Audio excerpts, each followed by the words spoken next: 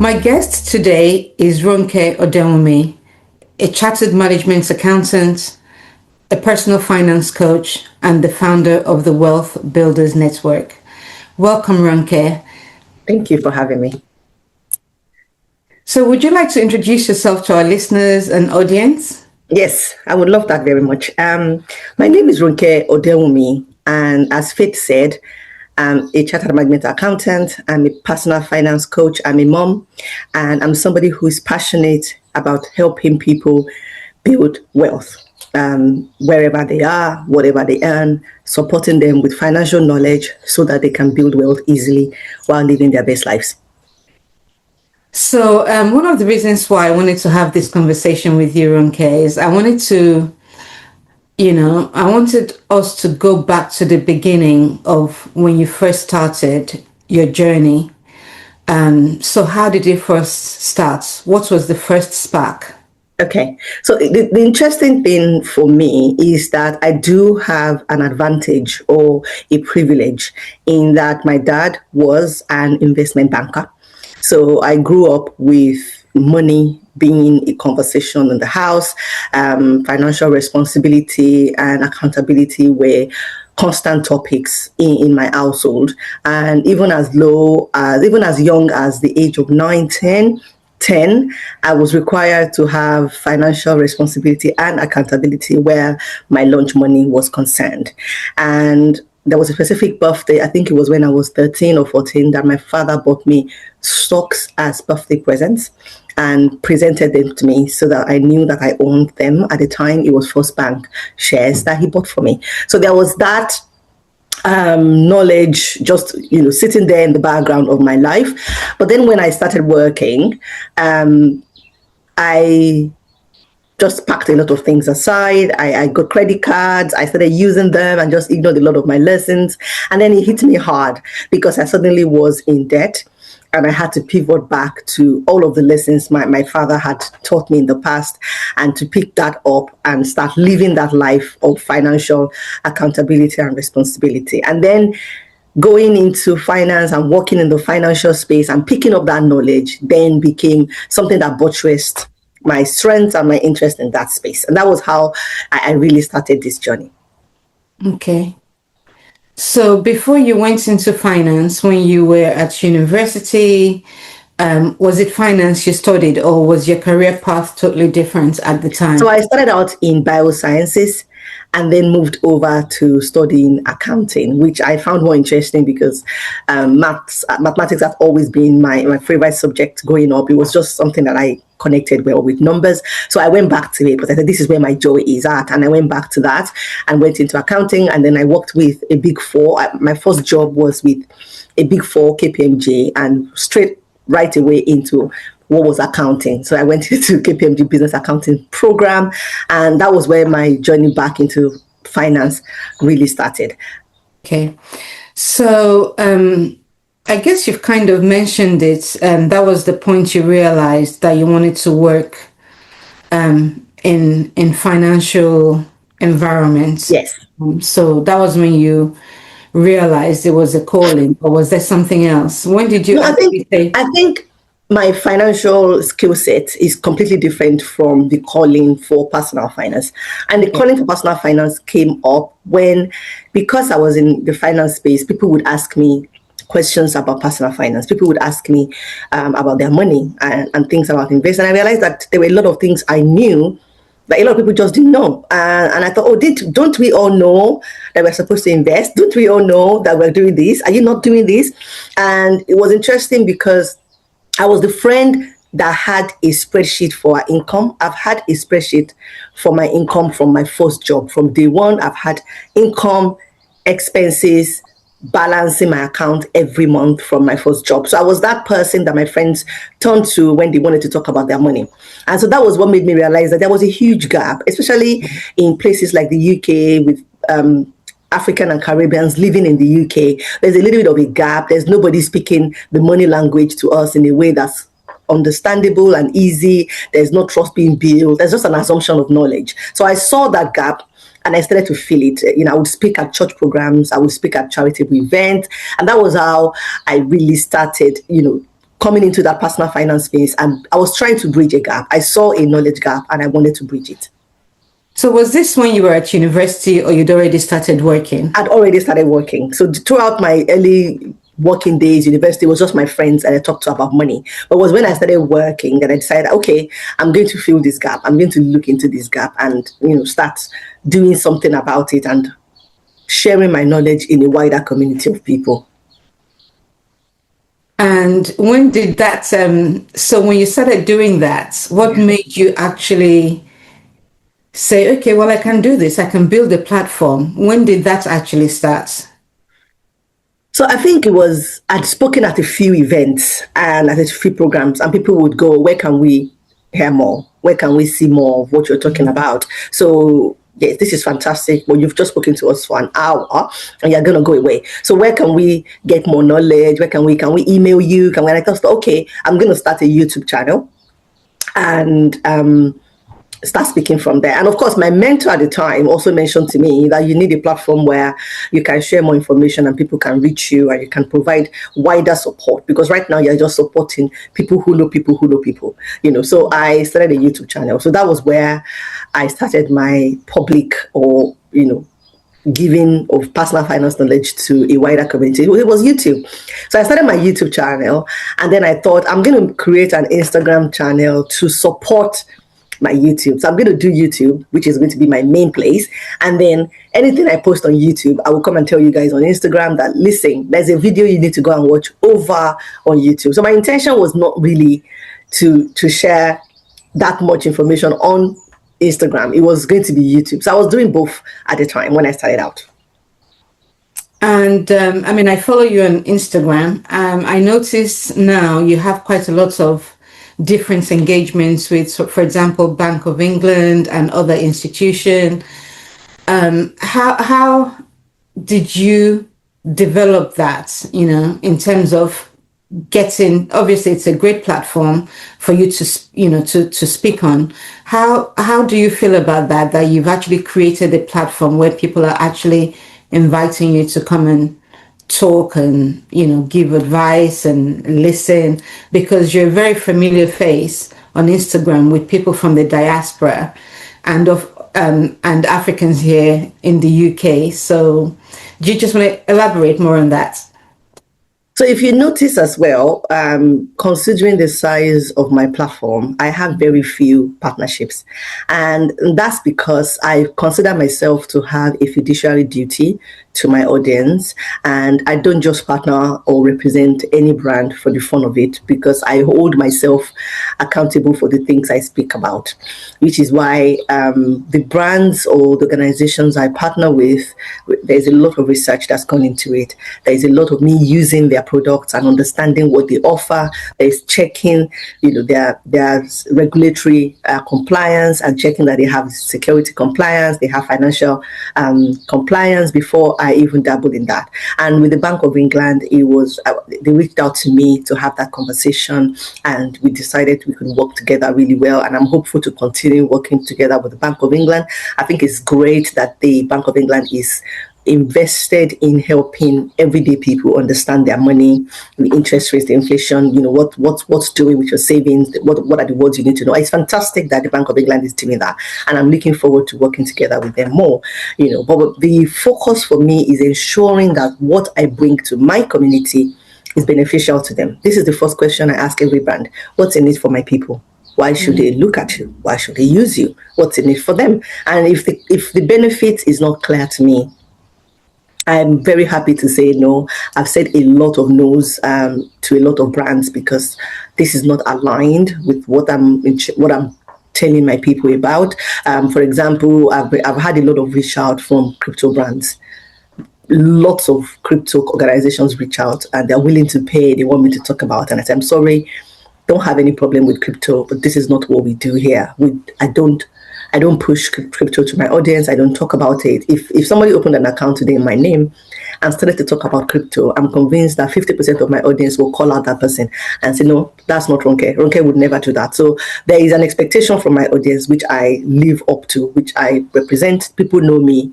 They know what I stand for. And I'm very keen to continue to hold on to that burden that fiduciary duty of bringing only regulated, confirmed, correct, transparent financial information and education to people.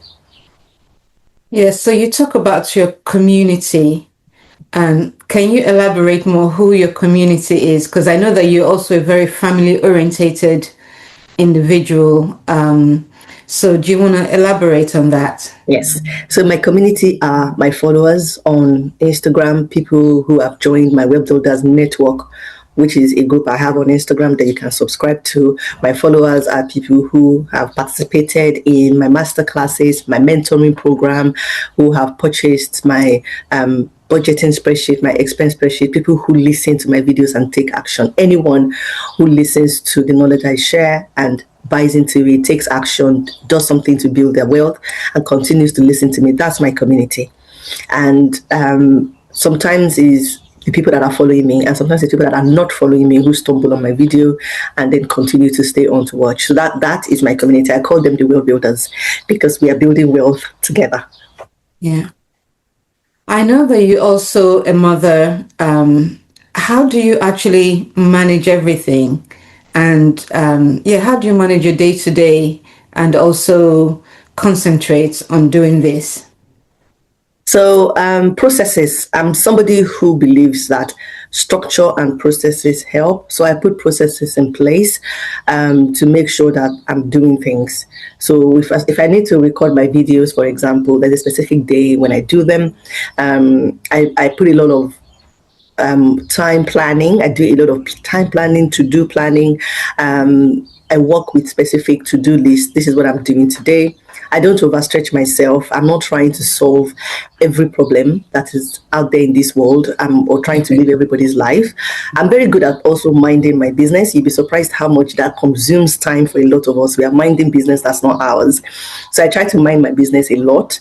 I outsource. I'm somebody who is willing to outsource things like house cleaning, extracurricular activities for my children. I'm not teaching them how to swim. I'm not the one teaching them those things. I'm dropping them there and I'm waiting for them to finish and things like that. I'm very streamlined. I don't try to do everything and be everything, because in addition to being a personal finance coach, I do have a day job. I have a 9 to 5, and that needs to be done in addition to coaching people, in addition to bringing content and then responding to DMs and responding to comments. It's a lot. So it requires a lot of planning, knowing what I'm capable of, saying no to things that don't benefit my community, they don't benefit my systems, they don't benefit my goals. I'm very good at saying no to those things. So it's a lot of planning, and I also do a lot of habit stacking. So if I need to do something, I stack it on something that must be done. So if there's something I'm trying to do, then I do it right after something that must be done or right before something that must be done. So that's how I kind of get things done ahead. So you talk about habit stacking. Actually, that's the first time I've heard of that phrase. So can you just expand a little bit on that and give us like a specific example? Yes. I'll just give you the examples of habits that I stack. Yeah. So, for example, if I wanted to fold clothes, I've done laundry and there's a pile of clean clothes waiting to be folded. Telling myself I'm going to fold those clothes is a lie. But I do want to watch TV. I want to watch a show that I like. So I watch a show that I like and I fold clothes at the same time. And so that habit of something that I enjoy has now been stacked with something that has to be done. And then it happens. The other example of habit stacking is when I go to the gym. So I stack my gym with picking up my daughter. My daughter has to be picked up from school. This is not an optional activity. The school is not going to hold on to her permanently. So I stack my gym to go to the gym right before I have to pick her up. So I'm leaving the house anyway. So all I have to do is leave the house an hour before school pickup so I can get into the gym and pick her up. So those two habits are stacked. If, for example, I want to record a video and there's good sunlight and it's summertime and I drop my daughter off at an event or at a program, while I'm waiting for the program, I'm going to find a corner and do 2 or 3 videos. And if you go on my profile, you will see videos that have been done in different locations because I'm outside, I'm in my car. So I've stacked that habit with something that really needs to happen.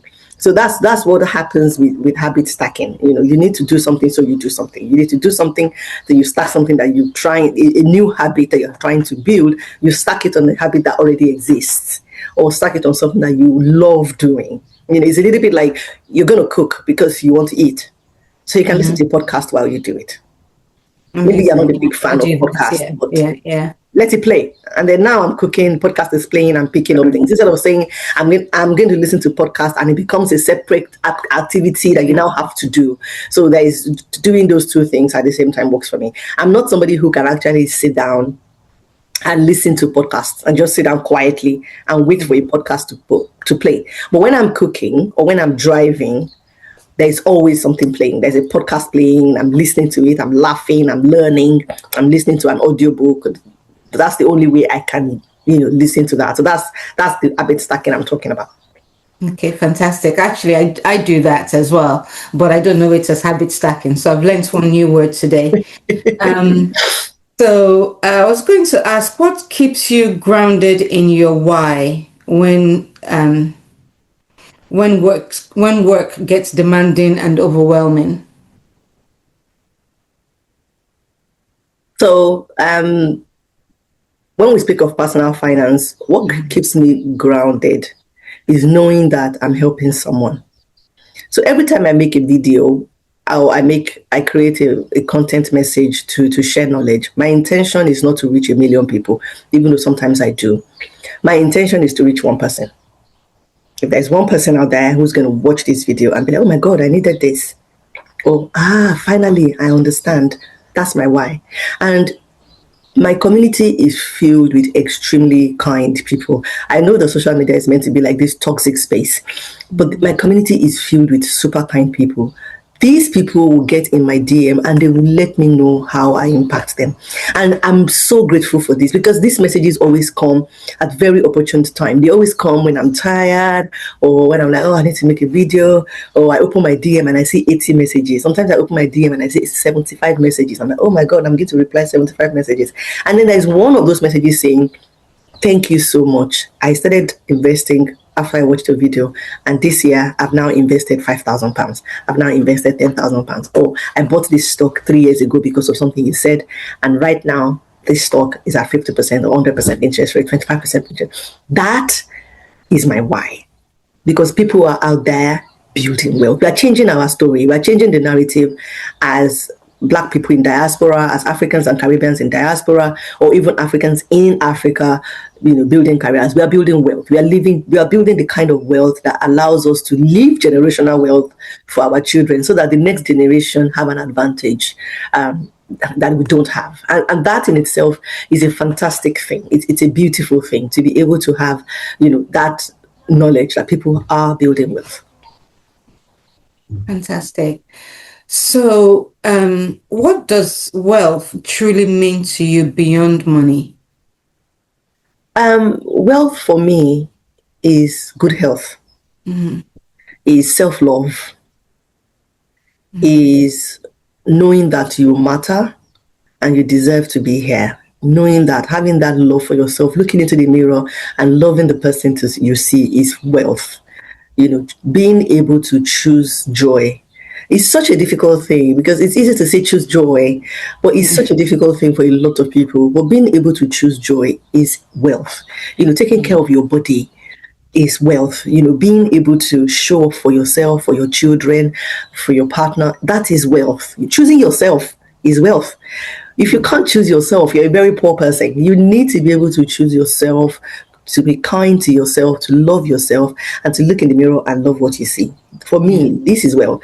And if you love yourself, if you look in the mirror and love yourself, you will save for your future self. You will invest for your future self. You will prepare for the old age that your future self is going to have, because you don't want your future self to sit in a room somewhere with a coach when they're 75 because the room is unheated and they can't afford heating. So the kind of wealth I'm asking people to build, I'm not asking anybody to amass wealth and become a billionaire. So no, I'm asking you to prepare for your future, take care of today and prepare for the future. So taking care of today also means increasing your income now. So that you can pay for that private health insurance, so that you can pay for that second opinion, so that you can pay for that gym membership, and then you can go there and get fitness. And even if you're doing it in front of the TV, being able to afford to buy 2 dumbbells, being able to afford to eat protein and put good protein on your table and eat good food and cook good food, all of those things ways in which you have wealth? Yeah, because one of the reasons why I asked that question is because when people, there's a lot of information about wealth, how you can build it. It's not something that happens overnight. And No. lots of people think that wealth is everything, but, wealth is not just money. And, it goes way beyond that. And, in terms of like sometimes, in terms of like what you teach, I know you've mentioned some of it, but how do we start changing people's mindsets that it's a step in the right, for some of the things you've mentioned? How do you educate people to start small? Well, I think the first lesson most people need to learn is that wealth is not overnight.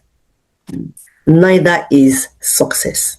I think the greatest disadvantage the media has done to us is telling us that success is overnight. Oh, this person just woke up overnight and they became like this. No, they've worked for years in silence. They've worked for years and so many months just grinding away. And so I think the first thing we need to start letting everybody know is that it's not overnight. Wealth is not overnight. Wealth is not only financial. You might not have a lot of money in your bank account, but if you have joy, if you're taking care of your body, if you're being kind to your body with what you eat, if you're being kind to yourself by saying no to things that stress you out, by not showing up in places that exhaust you, by learning those things, understanding that wealth goes beyond money. These are the things we need to, first of all, help people understand. And also, greed. Spotting when we are being greedy, and that's when you're trying to build wealth overnight. You're less likely to you're more likely to get into trouble if you're trying to build wealth overnight. That's where somebody's going to come at you with, oh, you can make £1,000,000 from £5,000. You give them your £5,000, and then it's gone. It's silence. So it's understanding that wealth is not an overnight journey. It's a marathon. It's not a sprint, and that there is more to wealth than financial wealth. I think those are the two key things I'm trying to push across. Yeah. And if you were to speak to your younger self, I know you said you started when you were quite young, but if you could speak to your younger self about your journey today, what would you tell your younger self about money, purpose, in the process? I would tell my younger self to put away the credit card. Put away the credit card. There's nothing you're buying with you that you're going to still have in 10 years' time. Because I can't remember whatever I spent that money on. So put away the credit card. Believe in yourself. Absolutely. Pack the imposter syndrome. Just pack it. Ask for more. Ask for more. Life is going to say yes to you more times than you can imagine. So ask for more. I think those are the things I would say to my younger self. Okay. And join the gym. Join the gym now. Don't do it. Go to the gym. Go to the gym right now. You're going to love the gym. You're going to find out that you like the gym. But go now. Yeah. I think those are the things I would say to my younger self. And, I wanted to ask you if somebody was listening and they feel a bit stuck financially, what is the first mindset you believe that they need to change to make it, for them to change, to make a difference?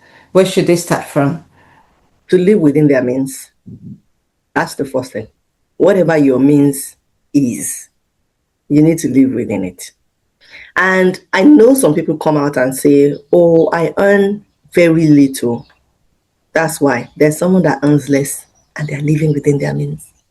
You need to live within your means. Whatever your means is, you need to live within it while trying to increase your means.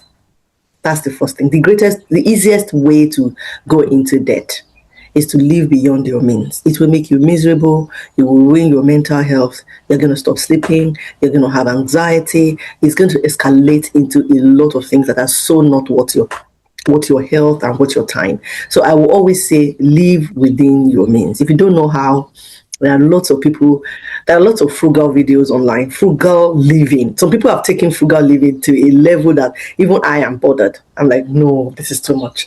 But if you want to cut that living, you will find support with people who are also trying to reduce they are spending. So live within your means. That's the first thing you need to do. Okay. Anything else? Anything else Um, to add to that? yeah, and don't go into debt. Pay off your debt. Don't go into debt. Pay off your debt. Start paying it off. You don't have to pay it off at once. Yeah. You don't have to pay it off in big chunks, but you need to pay it off. So paying the minimum on your credit card is not paying it off. That means I don't want to pay it off. I want to keep this debt forever, which is what the lender wants you to do, because they are charging interest on that card. So what you want to do is pay off your debt, especially debts that are not tied to assets. So when I say pay off your debt, I'm not talking about a mortgage. That's a debt that's tied to an asset that is increasing in value. That's a fantastic kind of debt. That's the kind of debt you want to have. What I'm talking about here are credit cards, payday loans. You want to pay them off. You want to throw everything you can at it as soon as possible to reduce it.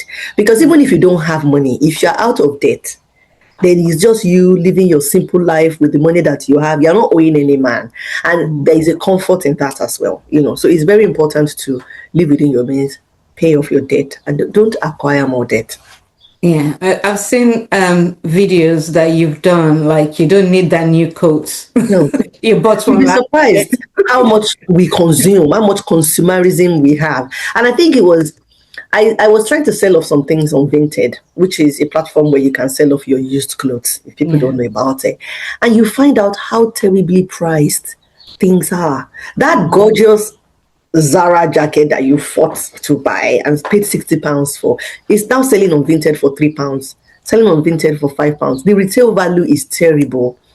Even if you're selling something that's a designer product, by the time you bought that designer product and you get on Vinted, they are selling it for £50. Something that you bought at 300, 400, they're not selling it for £50, £40. Really, there isn't that retail value for a lot of high street, mid-luxury items. There isn't that strong retail value. It's proof to you that while it's good to buy those things when you need them, it's important to not amass them. They are not something that you can convert easily into wealth the way you need it. So it's very important that we bear that in mind. I see videos of people with 20 bottles of perfume, 20 wristwatches, and they've arranged everything on their dresser. And I'm just there thinking, there goes all your money. One of the things I wanted to ask you, and I ask my guests this, is what 3 values do you live by?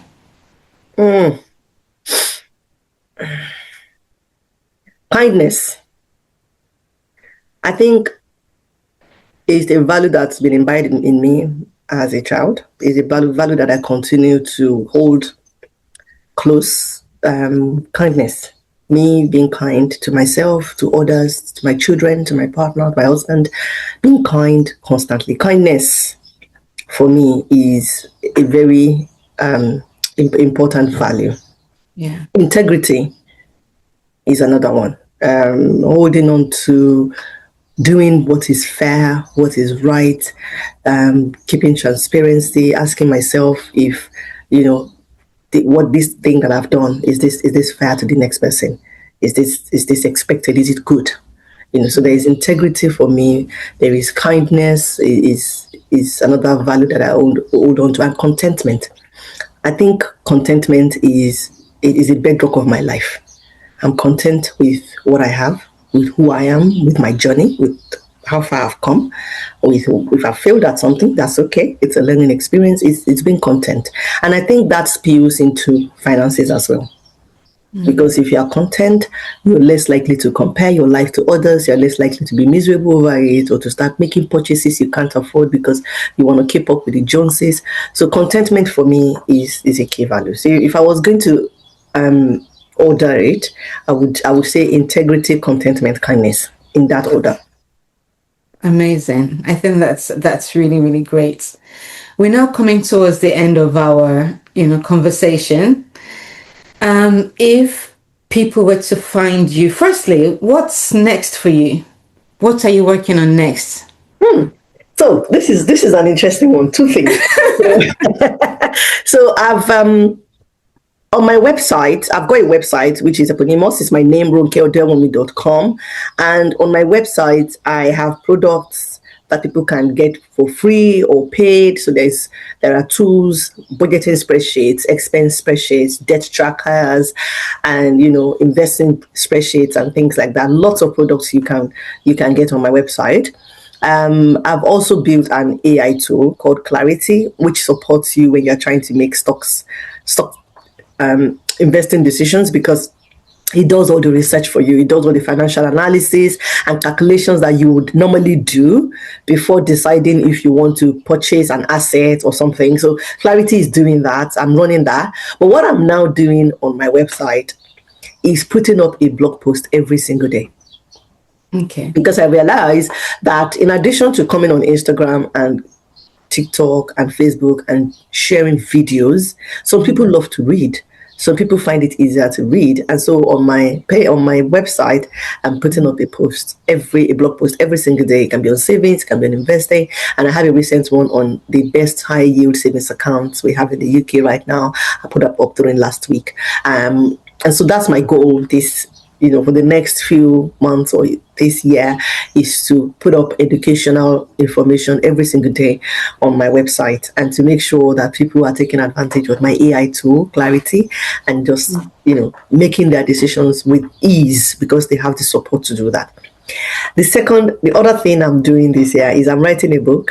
It's fiction. I wrote a fictional book in 2018. It's been a while, almost 10 years now. And I'm just finishing up another book, which I'm hoping to bring to everybody. Okay, and your first book, what was that about? So the first book was fiction as well. It's based in Nigeria. It's an intersectional story of three girls and how they had different challenges in life and how they overcame these challenges. So it's called The Lost Khaki Girls. I based this story at the National Youth Service Camp, NYSC camp, because I thought it was a good location for drama to happen. So it's a book that's really dramatic, and the story happens there. So it's The Lost Khaki Girls. It's available on Amazon for anybody who wants to buy, and yeah. Thank you so much. Welcome. So I know you are on Instagram, you're on obviously LinkedIn and YouTube, and all the information will be, I will share that with our audience. Could you please send me the link to that book as well so I can add it to the information? Yes, I will do that. Yeah, thank you so much for today and for your time. I know you're very busy. I'm glad. It's been a fantastic conversation, and I was really looking forward to this. I've got a bit of a flu, so I know I sound nasal, but I woke up this morning thinking, yes, I'm going on Faith's podcast today. Thank you so much for having me. I'm really glad. I really appreciate the opportunity, and you're doing a fantastic thing here. Thank you very much. Thank you.